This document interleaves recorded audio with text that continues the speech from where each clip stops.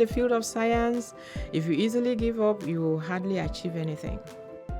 I'm Helen Kimbi, and presently I'm a visiting professor of medical parasitology at Drexel University College of Medicine. I grew up in Cameroon, and after high school, I was fortunate to win the Cameroon government scholarship, and that took me to the University of Lagos in Nigeria, where I did a BSc, an MSc, and finally a Ph.D. in medical parasitology. I grew through the different ranks of lecturer, associate professor, and finally as a full professor in the year 2016. But along the way in 2016, we had challenges in Cameroon. There was a crisis, and life became very challenging. I started to look for a fellowship, and fortunately, I won the IIE-SRF fellowship, and that connected me to Drexel University. I was very, very excited because I knew that I was going to change my environment and that it was going to be beautiful, and that is exactly what has been happening.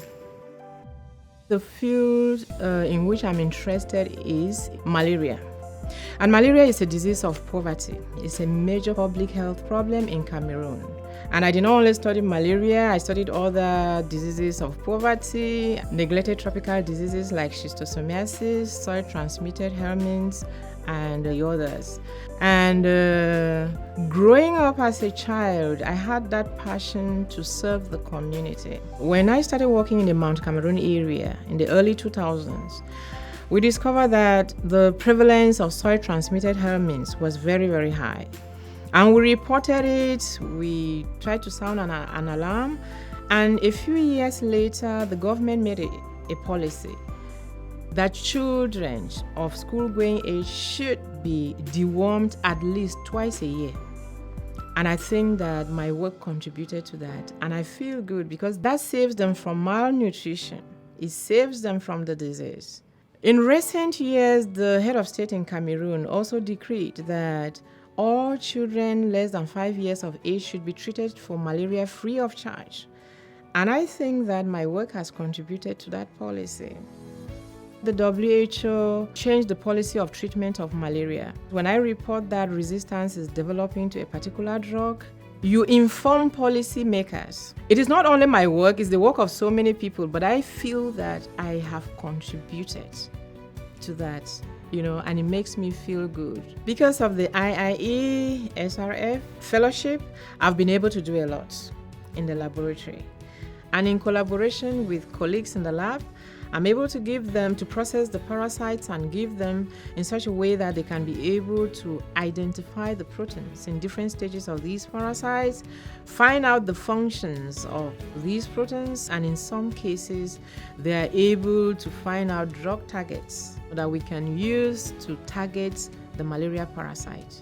And if I can contribute to the rollback of these diseases in Cameroon, I will not hesitate to do it because I want to see my people free and healthy.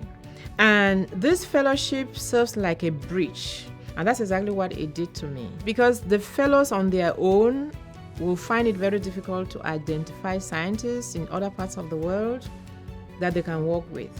And sometimes these fellows, they are unable to function in their countries, not because they cannot do it, but simply because they don't have the technology, or maybe their lives are threatened and they cannot work under normal conditions. Each time I succeed with an experiment, I jump up, I feel happy, and I feel good about it. It gives me a push to try to do more things.